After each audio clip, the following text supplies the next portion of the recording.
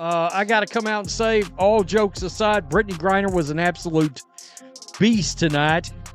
But I'm not sure there was a bigger beast in the arena than the officiating in this game, which was absolutely brutal. The universe of basketball is outraged by frightening new video from the game fever dream, which is frame after frame.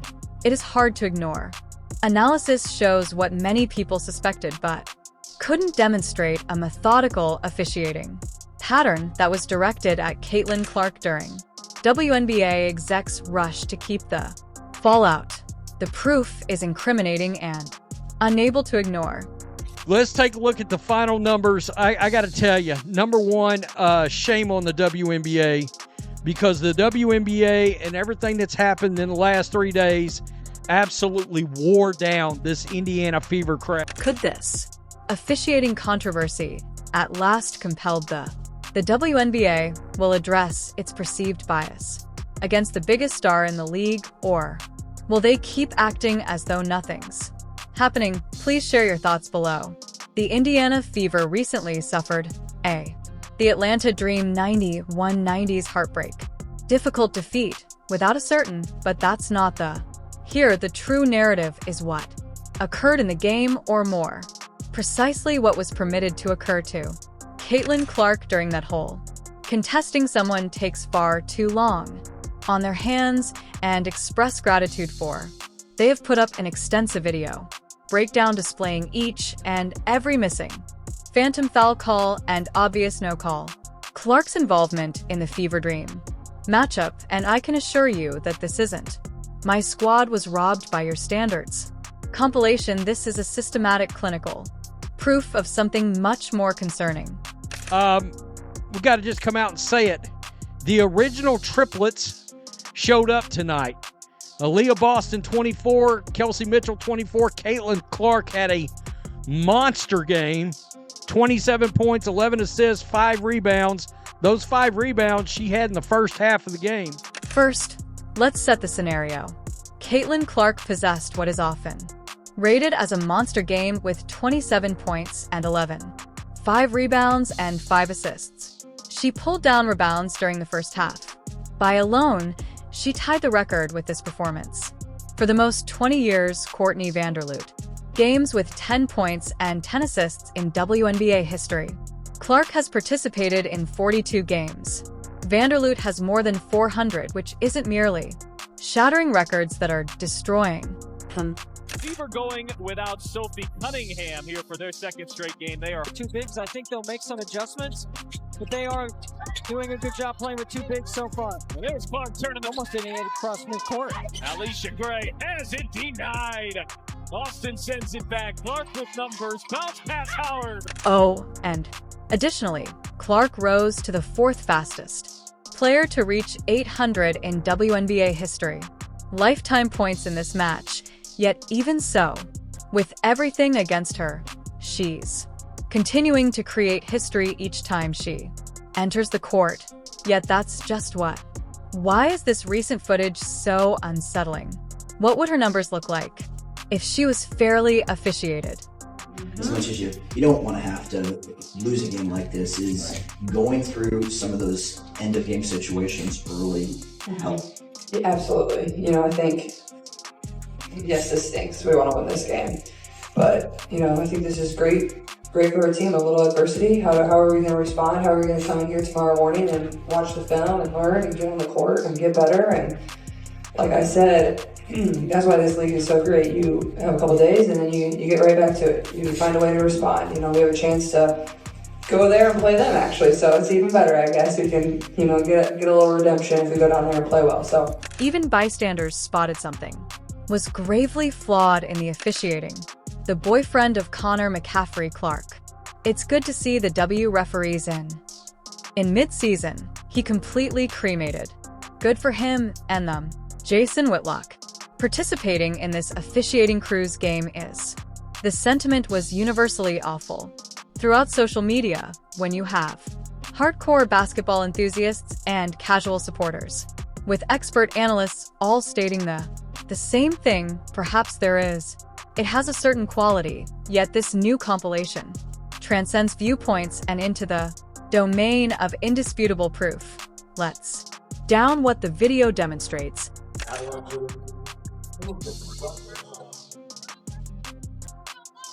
Boston continues to show her frustration. It really started. Initially, at least 7 distinct examples are present, where Clark's arm was struck while, without a whistle, shooting is not borderline, makes clear touch that would be demanded that anyone else in the league were discussing defenders, striking her, swiping her elbow, and shooting throughout her arms, as well as one act where, in essence, she is tackled from behind, while trying to make a layup in one especially heinous sequence. Clark falls to the ground after being struck by attempting a 3-point shot with the defender, obviously touching her landing. One foul under space is a textbook flagrant. Current regulations intended to safeguard. Not only did the shooters lack a flagrant called, and not even a common foul was committed. As Clark gathered herself up, the play went on. Lifted from the ground. The defensive end comes next. Compilation displays 4 distinct times that Clark was requested to. TikTok commits fouls while playing upright. In one case, she is standing in defense. Her arms were vertical, and she was still. All communication is started by the dream player. And in some way, Clark is whistled. The vertical defender in basketball 101 has established position, but in some way the whistle against her, which is why this film is especially disturbing since it demonstrates the same behaviors being evaluated, entirely different based on. There is a side-by-side for those involved. Analogy of Clark battling through a screen as opposed to a dream player performing the. Clark receives a call for the exact same thing. The dream player doesn't share the same activity with the same level of touch entirely. Most disparate officiating standards. The concerning thing about all of this is that it doesn't appear arbitrary or awful. Both would suffer and benefit from officiating teams equally, so it doesn't appear arbitrary. It appears focused, methodical, and the WNBA ought to be there. Fearing that this compilation isn't working, only going around among die-hard basketball aficionados, it's becoming popular. Even Bubba, the 2-time Masters champion, Watson, who was present at the game, appeared confused by the scene he was seeing when you have famous people from other sports observing the disparity in the officiating. You're dealing with a major issue. Let's be clear about one thing, hands. Basketball includes physical defense. No one is requesting Clark to receive preferential treatment, therapy, or for the defenders to be unable to appropriately protect her. What people are requesting that the same rules be followed consistently, applied uniformly to each individual on the court that is not currently taking place, and this new video demonstrates that beyond any doubt, reasonable doubt is now the question, becomes the reason why WNBA officials would appear to target the largest league star. It isn't logically consistent with. From a business standpoint, Clark is contributing unheard of focus on the league. TV ratings are high, and arenas are selling out, rising sharply. She's the golden goose, so reasons for cooking it with hypotheses ranging from the harmless to those who plot. Some imply that it's just traditional basketball. The young star's mindset earns her stripes, but prior to becoming a veteran, calls that could have been justified in. It's Clark's first season, but she's doing well, currently breaking into her sophomore year. Records of the payment of dues left and right. Others indicate that the time should be over. More concerning chance that there's real order from within the WNBA environment to oversee Clark's impact through sound officiating. Absurd until you examine some of the league's declarations and actions regarding. Over the previous 12 months, there appears to be an uneasy association with Clark's popularity, nearly as much as some within the power structure is not amenable to one player growing significantly larger than the most devastating evidence for everyone else. This theory is supported by the the broadcast partner of the WNBA during an analyst during a recent studio part, unintentionally brought up talking points. They were given instructions on how to talk about. They were heard saying this by Clark, the hot mic. Recall what they informed us regarding keeping the Clark coverage in line with earlier being disconnected? That isn't conjecture. That took place on television. There are actually talking points regarding how can we talk about Caitlin Clark and now. This fresh video indicates that the management may go beyond stories in the media and into the gameplay itself, which is where this turns into a significant integrity issue. WNBA's approach to the league's problem. The quiet has been deafening thus far. Declarations expressing concern regarding providing no justifications for the obvious differences, not even the typically we're evaluating the game that leagues usually provide when there are contentious calls, yet there is just stillness. This is typically used in crisis management. The worst strategy in the interim. The Indiana Fever supporters appeared to be nearly quiet throughout this game, which is uncommon considering they're typically electrified. The overall mood of Clark's games. The WNBA and everything, the Observer wrote, that took place within the last 3 days wore down this Indiana Fever completely. Audience, right from the start of this game, you could see that the audience was simply exhausted.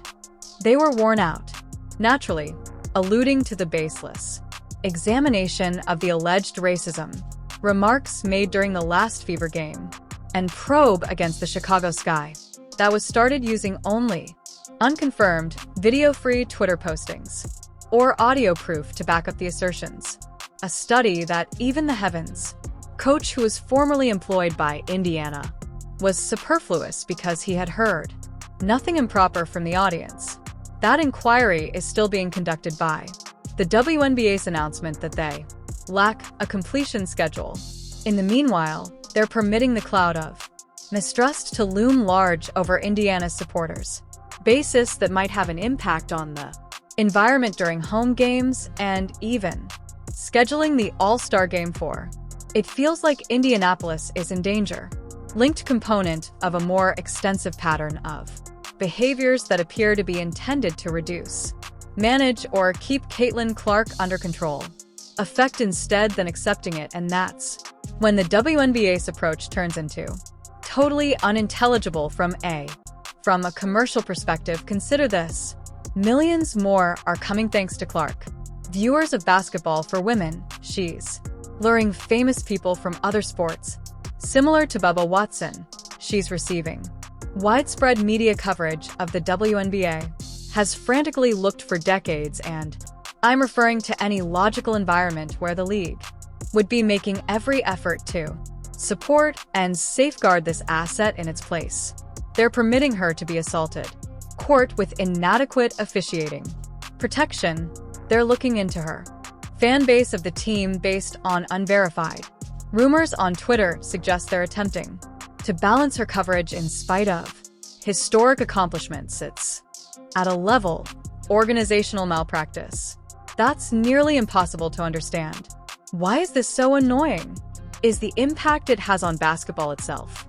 The Fever Dream game should be played, have served as a display of fascinating women's basketball as opposed to several observers observed that it became cruel to observe because of the incessant, erratic whistles. According to one analyst, it's a game that was slowed down for the whole of the game. This game's dreadful foul calls made it sometimes visually challenging to see. This is just the opposite of what basketball fans desire. To observe that they pay attention to the athletics, the ability that the competition does not observe. Referees are the main attraction with their whistles, and when they appear to be used unfairly, it compromises the irony here is that the entire product. Clark doesn't ever gripe about the officiating. She is quite calm. She doesn't, for a player in her position. Don't act out when you complain to the referees. Doesn't justify anything in the media. She only plays basketball at conferences, a historically prestigious level, allowing her to. The game speaks for itself. professionalism despite this. The problem is made more worse by treatment. Staring at her colleagues who can also see it, Aaliyah Boston, who scored 24 points during the match, has become more outspoken regarding the Clark's physical care. Kelsey, without the proper whistles.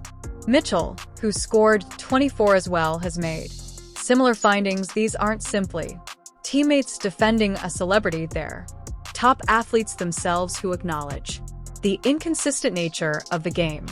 Officiated. What's especially it is disheartening how this impacts the experience. Watching the WNBA for new fans has a fantastic chance at this moment to transform millions of infrequent watchers into ardent supporters when those viewers pay attention and observe clear discrepancies in officiating.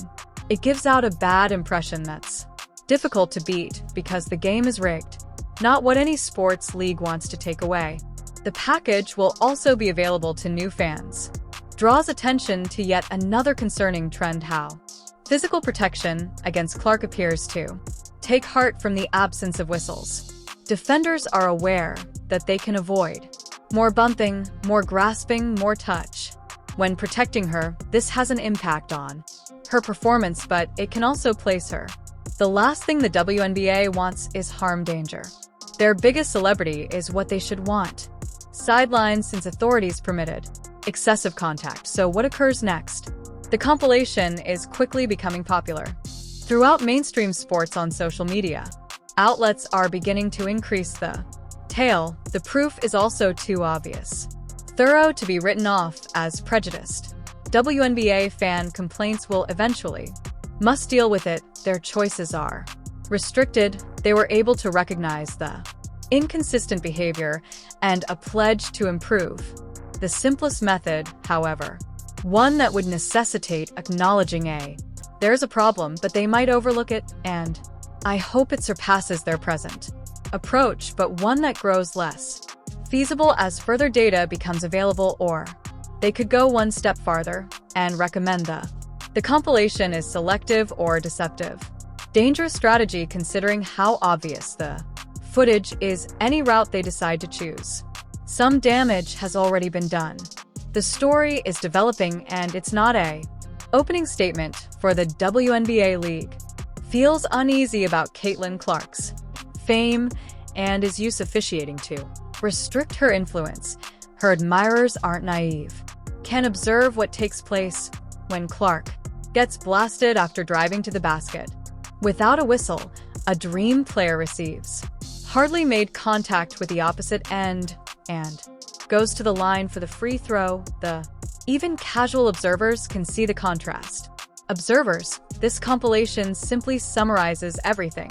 Precious time spent together in an indisputable package that irritates me the most.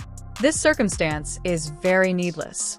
There isn't any real opposition between the accomplishments of Clark and other WNBA players, or the league overall. All boats are lifted by increasing tides when more. The reason why people watch Fever games is they also find players like A.A. Clark, Sabrina Ionescu Wilson, Brianna Stewart, along with dozens of others. Angel Reese, amazing sportsman, and her fame draws everyone's attention to the measurements. Help this audience is growing across all. Not only Fever games are broadcast by the WNBA. Engagement in social media has grown. Merchandise sales for all teams have increased. Clark's popularity across the league isn't depriving other players of anything. It's enhancing the overall environment for a league with battled for decades to accomplish financial and widespread relevance. However, this strategy defies understanding. It's similar to getting a lotto ticket and whining on the WNBA's tax implications. At a turning point, people can accept this moment to address the issues raised by the officiating, finish their irrational inquiry, and concentrate on the amazing basketball being performed, or they could go on down. This present course is turning off new admirers after damaging their own merchandise at the exact time they ought to be acknowledging its accomplishment as a single analyst. Put simply, the WNBA's officiating is Will you keep Clark and his Beavers at bay? They will make games unattractive. They'll employ shit that's boring and physical. Officiating to remove this teams is beautiful, entertaining to watch, hopefully. That forecast doesn't materialize because if it succeeds, the WNBA will have wasted the most promising area for development in its past, which would be the actual. Tragic evidence in all of this is now indisputable frame-by-frame video reveals the way in which authorities are treating Clark, distinct from the rest of the people on the. Will the WNBA do action to address this expanding scandal or keep acting as though it don't exist? Press the like button. Leave a comment and subscribe now. Fair whistles. If you want officiating that is consistent,